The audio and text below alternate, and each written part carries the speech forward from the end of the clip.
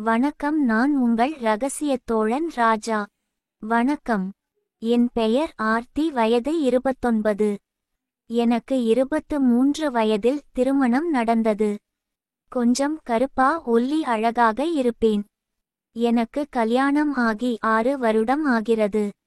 என் கணவர் பெயர் கண்ணன், வயது 33. எனக்கு குழந்தை இல்லை. என் கணவருக்கு பிரச்சினை. ஆனாலும் எங்களின் வாழ்க்கை சிறப்பாக இருக்கும். என் கணவர் ஒரு கம்பெனியில் வேலை செய்து கொண்டிருந்தார். 2 வருடங்களுக்கு முன் 2021 இல் என் கணவருக்கு விபத்து ஏற்பட்டது. அதில் அவரின் 2 கால்களும் உடைந்து விட அவரால் நடக்க முடியாமல் போனது. அவருக்கு வேலை இல்லாமல் போனதால் வீட்டின் செலவு, அவருக்கு மருத்துவமனைக்கு ஆன செலவு, எல்லா செலவிலும் எங்களிடம் இருந்த இருப்பு தீர்ந்து விட்டது. கடன் வாங்கும் சூழ்நிலைக்கு தள்ளப்பட்டோம். இப்படி இருக்க நான் எனக்கு தெரிந்த இடத்தில் வட்டிக்கு 3 லட்சம் ரூபாய் பணம் வாங்கினேன். என்னால வட்டியை தவிர கடனை அடைக்க முடியாமல் இருந்தது. என் கணவருக்கும் 2 கால்களும் போய்விட, வீட்டில் படுத்த படுக்கையாகி விட, வேறு வழியின்றி நான் கட்டிட வேலைக்கு சென்று வந்தேன்.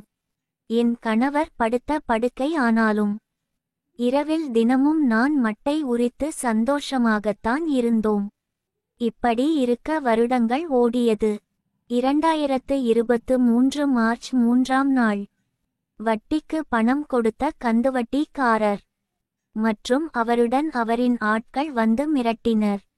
1 வாரத்தில் பணம் வேணும், இல்லை என்றால் நல்லா இருக்காது என்று மிரட்டி விட்டு சென்றனர்.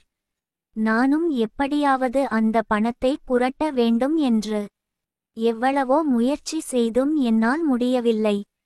என் கணவரும் அவருக்கு தெரிந்த இடத்தில் எல்லாம் கேட்டு பார்த்தார்.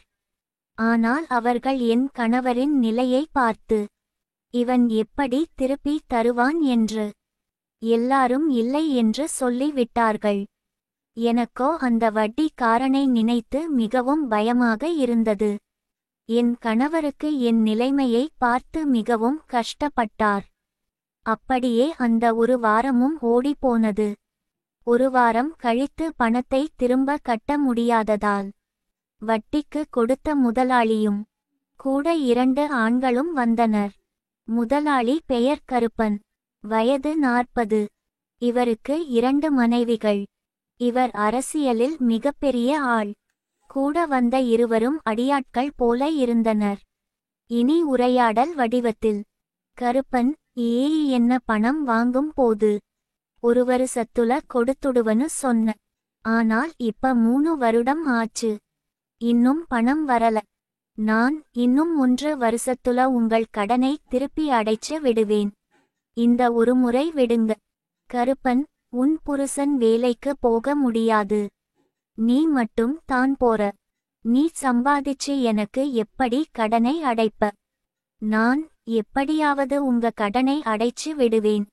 இந்த ஒரு தடவை மட்டும் என்னை நம்பி எனக்கு கொஞ்சம் டைம் கொடுங்க சார். கருப்பன், நான் சொல்லுறத கேட்டா நீ எனக்கு பணம் தரவேணாம், இல்லையா இப்பவே எனக்கு பணம் வேணும். என்ன சொல்லுற என்று என்னிடம் கேட்க, நான் என்ன பண்ணணும் சார் என்று கேட்டேன். கருப்பன், எனக்கு வப்பாட்டியாய் இரு, நான் உன்னை பார்த்துக்கிறேன். நீயும் பாவம் சின்ன வயசு, புருஷனும் கால் இல்லாம போச்சு, உன்னை நான் வச்சுக்கறேன். நான், ஐயோ என்ன பேசுறீங்க நீங்க, நான் பணம் வாங்கிருக்கேன், எப்படியாவது கொடுத்துடுவேன், அதுக்காக இப்படிலம் பேசாதீங்க. கருப்பன், குடித்த பணத்தை கேட்டா உனக்கு கோபம் வருதோ? எப்படி கொடுப்ப? ஒழுங்கா என்னோட படுத்து உன் கடனை கழிச்சுக்க. நான், என்னால முடியாது. கருப்பன், உன்னை படுக்கறையான்னு கேட்கல, படுத்துதா ஆகணும். என் கணவரும் வெளியே வந்து அவர் காலில் விழ, அவனோ விடுவதாக இல்லை. கணவர், ஐயா வேண்டாம், நாங்க பணத்தை திரும்ப கொடுத்திடுவோம், விட்டுருங்க என்று எவ்வளவோ கெஞ்சினார். கருப்பன், இப்போ தருவாயா? இல்ல, அப்போ மூடிட்டு உன் பொண்டாட்டிய அனுப்பி வை, நான் உள்ள பெட்ரூம்ல இருக்கேன். கணவர்: ஐயா, நான் சொல்லுறது கேளுங்க.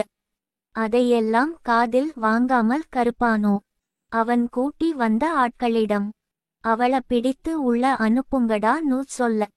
அடியாட்களும் என் தலைமுடிய கொத்தாக பிடித்து உள்ளே அனுப்ப, கருப்பன் தாழ்பாள் போட்டு அவளை நெருங்கி, என் மனதிற்கு ஆசை இருந்தாலும் இது தவறு என்று நினைத்து வெளியே வர துடித்தேன்.